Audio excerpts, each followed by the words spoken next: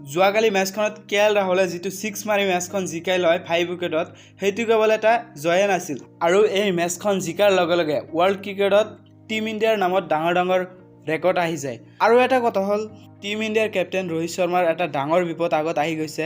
সেই বিপদটো কি ভিডিঅ'টোৰ শেষত আলোচনা কৰিম আৰু টিম ইণ্ডিয়াই নিজৰ নামত কি ৰেকৰ্ড কৰি ল'লে সেইটো ভিডিঅ'টোৰ শেষত আলোচনা কৰিম।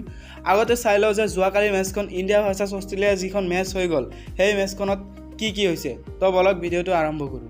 যোৱাকালি মেচখনত টিম ইণ্ডিয়াই টছ জিকি প্ৰথমতে বলিং কৰিবলৈ সিদ্ধান্ত লয় আৰু যোৱাকালিৰ মেচখনত বিৰাট কোহলি আৰু ৰোহিত শৰ্মাৰ অনুপস্থিত ৰাহুলক কেপ্টেইনশ্বিপ দিয়া হয়।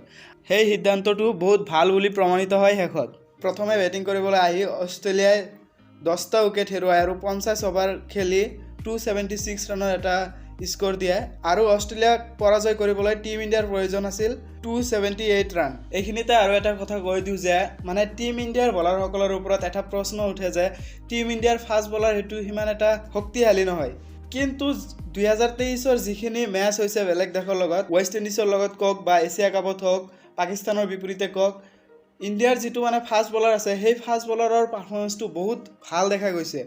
তো কেপ্টেইন ৰোহিত শৰ্মাৰ এইটোৱে বিপদ হ'ব এইবাৰ যে কেপ্টেইন ৰোহিত শৰ্মাই মহম্মদ শামি, সিৰাজ আৰু জাসপ্ৰীত বুমৰাহ তিনিজনক একেলগে টিমত ল'ব নেকি এই তিনিজনৰ পৰা এজনক টিমৰ পৰা বাদ দিয়া হ'ব বা বহুৱা হ'ব।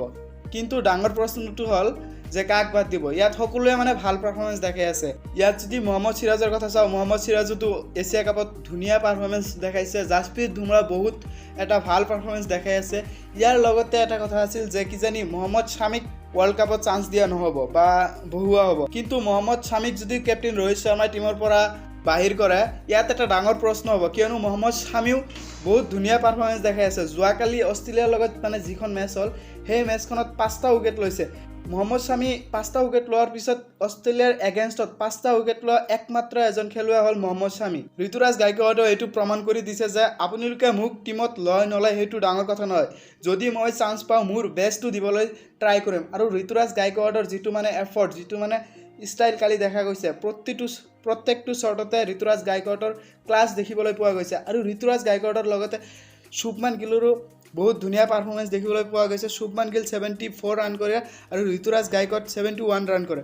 কিন্তু এছিয়া কাপ আৰু অষ্ট্ৰেলিয়াৰ এগেইনষ্টত যিখন মেচ হ'ল টুৰ্ণামেণ্ট দুখনত এটা প্লেয়াৰে বহুত প্ৰভাৱিত কৰিছে আৰু সেই প্লেয়াৰটো হ'ল ৰাহুল। ৰাহুলক লৈ বহুত প্ৰশ্ন উঠি আহিছিল যে বহুত দিন ৰেষ্ট কৰিল ইঞ্জুৰিৰ বাবে, তো ৰাহুলৰ পাৰফৰ্মেঞ্চটো কেনেকুৱা হ'ব।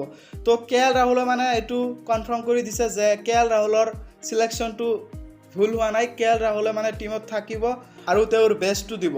অষ্ট্ৰেলিয়াৰ এগেইনষ্টত যিটো মেচ আৰম্ভ হ'ল যোৱাকালিৰ পৰা তাৰ আগত এটা যেতিয়া মানে স্কোৱাডটো এনাউন্স কৰি দিছিল সেই স্কোৱাডটো চাই বহুতে মানে প্ৰশ্ন উঠাইছিল।